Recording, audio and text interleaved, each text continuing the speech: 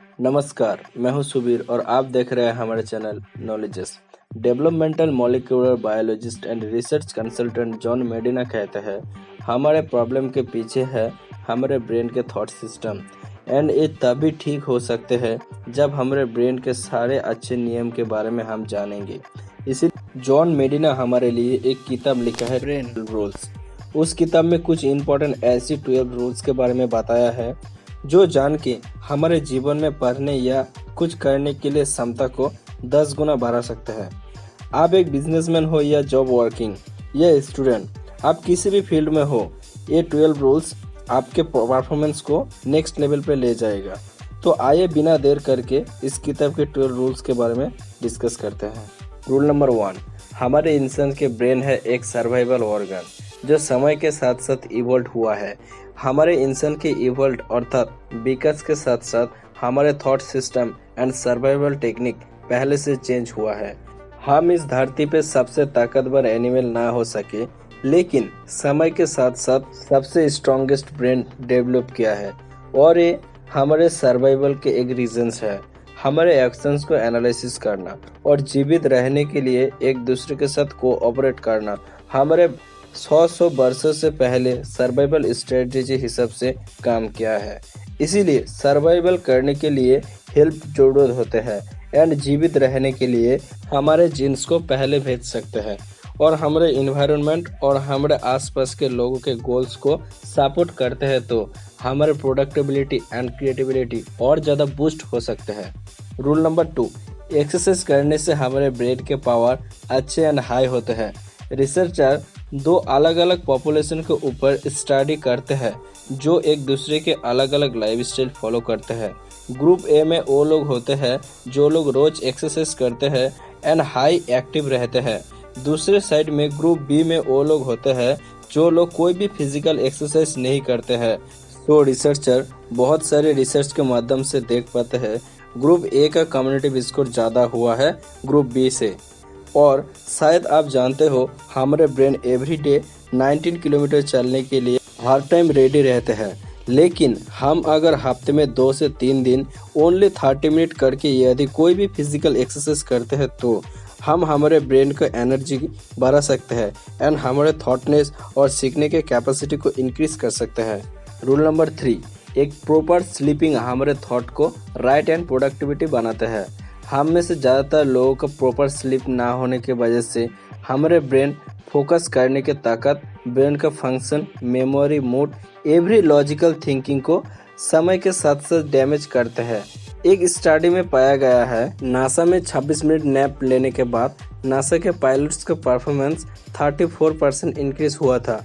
तो अगर आप भी पूरे दिन टायर्ड फील करते हो और अगर आपको काम के टाइम में थोड़ा नींद आते हैं तो एक कॉमन है, बिकॉज दोपहर के टाइम में हमारे ब्रेन के बायोकेमिकल के अंदर एक फाइट होता है जहाँ पे एक साइड में जागने की कोशिश चलता है और एक साइड में सोने के लिए। तो अगर आप इस टाइम को पॉसिबल हो तो कुछ टाइम के लिए थोड़ा बहुत नैप लेने की कोशिश कीजिए। डॉक्टर मेडिना कहते हैं हमारे ब्रेन सोने के टाइम में रेस्ट नहीं करते हैं। हमारे ब्रेन पूरे दिन जो विजिट करते हैं वो प्रोसेस एंड उसमें से नए कुछ सीखने के लिए कोशिश करते हैं। इसीलिए ऑथर कहते हैं हमारे लिए एक प्रॉपर स्लीप बहुत ज़रूरत है हमारे प्रोडक्टिविटी माइंड के लिए। रूल नंबर 4, हर टाइम सोचने का हमारे लर्निंग एबिलिटी एंड ब्रेन ये दोनों को डैमेज करता है। हमारे ब्रेन ओनली 30 सेकंड के लिए स्ट्रेस से बचने के लिए रेडी होता है, ज़्यादा टाइम से स्ट्रेस और डिप्रेशन के लिए नहीं, बिकॉज ज़्यादा स्ट्रेस हमारे ब्रेन को ब्लड वेसल खराब करते हैं। इसके लिए हमारे हार्ट अटैक भी हो सकते हैं। यदि आपको रूम में या क्लास में या जॉब में ज़्यादा टाइम से स्ट्रेस एक्सपीरियंस करना पड़ता है तो ये स्ट्रेस आपके लाइफ में सक्सेस होने का चांस आपको ज़्यादा इफेक्ट पड़ सकता है। अर्थात आपके रूम में इन्वायरमेंट यदि ठीक ना हो तो उसका स्ट्रेस आपके जॉब में या क्लास में आपको बहुत बुरा फील कराएगा। ये स्ट्रेस आपके परफॉर्मेंस एंड आपके प्रोडक्टिविटी को खराब कर सकते हैं। अगर आपका रिलेशंस ठीक ना रहे और आप इसके लिए आप स्ट्रेस में रहते हैं तो इसको पहले ठीक कीजिए। और आपका घर का स्ट्रेस आपके ऑफिस में या क्लास में कभी भी नहीं ले जाना चाहिए। जो स्ट्रेस आप कंट्रोल कर नहीं सकते उसको पहले भूल जाइए। वो फालतू के स्ट्रेस आपको लेना नहीं चाहिए। Rule number 5, every brain differently wired होते हैं। हमारे स्कूल में कहते हैं इंसान के ब्रेन एक ही टाइप होते हैं, लेकिन ये इन्फॉर्मेशन गलत है। रिसर्च के बाद साइंटिस्ट ने बताया है हर इंसान के ब्रेन के वायरिंग अलग होते हैं। हम हमारे ब्रेन को डेवलप तो कर सकते हैं, लेकिन हमारे ब्रेन किसी और के ब्रेन के जैसे सेम कभी भी नहीं हो सकते। ऐसे कि तो जुड़वा बच्चे कभी नहीं। डिफरेंट ब्रेन वायरिंग हमारे एजुकेशन सिस्टम को इग्नोर करते हैं ग्रेड सिस्टम के माध्यम से, जहाँ पे हमारे इंटेलिजेंस का हमारे टेस्ट एंड एग्जाम के मार्क्स के निर्धारित होते हैं, जहाँ पे एवरी स्टूडेंट के ब्रेन डिफरेंट वायर होते हैं। इसीलिए business like Amazon world wide successful company हिसाब से स्थापित हुआ है। रूल नंबर 6, हम इंसान बोरिंग चीज़ों के ऊपर ध्यान नहीं देते हैं।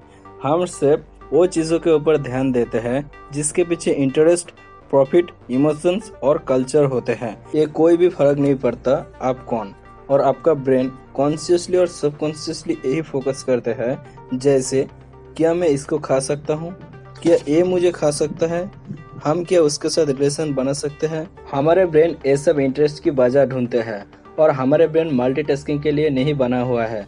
लेकिन फिर भी ऑफिस में या स्कूल में मल्टीटास्किंग करने के लिए हमें इंकरेज करते हैं। मल्टीटास्किंग हमारे फेलियर के चांस को 50% तक बढ़ा सकते हैं। इसीलिए avoid multitasking and at focus and one thing. Rule number 7, हमको कुछ सीखने के लिए या याद रखने के लिए इंफॉर्मेशन को रिपीट करना चाहिए। हमारे ब्रेन कुछ इम्पोर्टेंट इन्फॉर्मेशन को ही ज़्यादा टाइम के लिए स्टोर करके रखते हैं, और अनइम्पोर्टेंट चीज़ों को हमारे शॉर्ट टर्म मेमोरी इरेज कर देते हैं। इसीलिए यदि आप कुछ चीज़ें याद करना चाहते हो तो, या कुछ सीख के उसमें बेस्ट बनना चाहते हो तो, आप उस चीज़ों को कुछ टाइम के बाद बार बार रिपीट कीजिए, जैसे अच्छे से प्रैक्टिस हो जाए। रूल नंबर 8, हमारे सभी सेंस एक साथ में काम करते हैं तो हमको इसे यूज़ करना चाहिए। हमारे स्मेल करने के सेंस बारिश या फ्लावर के स्मेल हमको कोई सिचुएशन और प्लेस के बारे में याद दिलाते हैं। तो अगर आप पढ़ने के टाइम में और आप काम करने के टाइम में कुछ याद करना चाहते हो तो आप इसको साथ में कोई स्मेल ऐड कर सकते हैं। वो आपका परफ्यूम हो और आपका रूम कैंडल। आपको जब भी वो स्मेल मिलेगा तब आपको आपके पास्ट के बारे में याद होगा। इसके चांस 10 to 15% हो सकते हैं। रूल नंबर 9, हमारे देखने का सेंस सब सेंस से ज़्यादा अच्छे होते हैं। हमारे विजुअली देखने का इंफॉर्मेशन को ज़्यादा याद रख सकते हैं कंपेयर टू लिसनिंग और रीडिंग। हम जब बायोग्राफी पढ़ते हैं तब इतना याद नहीं कर पाते हैं, लेकिन जब उस बायोग्राफी के ऊपर कोई मूवी रिलीज हुए तो वो हम अच्छे से याद कर सकते हैं। रूल नंबर 10, म्यूजिक हमको स्मार्ट बना सकते हैं। ऑथर कहते हैं म्यूजिक टेस्ट हमारे पर्सनालिटी को शो करते हैं, और म्यूजिक हमारे मेमोरी एंड स्किल को शार्प कर सकते हैं।